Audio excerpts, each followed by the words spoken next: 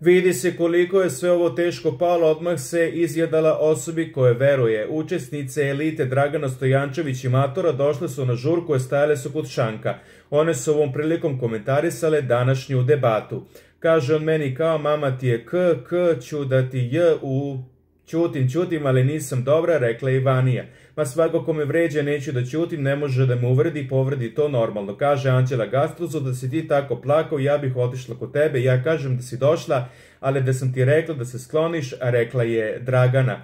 To ti isto kao danas sa Munjom, ne treba da se pravdaš, ljudi napolju vide da ne želiš da pričaš sa mnom u Stefani, da si se naljutila na meni, da sam obećala tati, vide da danas ćutim, ono što mi je danas rekla je gore nego što mi je rekla u ponedeljak.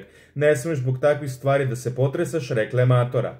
Ma koji Mića ne voli on mene, rekla je Dragana. Ne, nije istina, Mića te voli ili neće da se mešu u ovo. Danas sam si jedva suzdržala, ne znam kako ću da izdržim kada mi kaže ovako nešto sljedeći put, a rekla je Mator.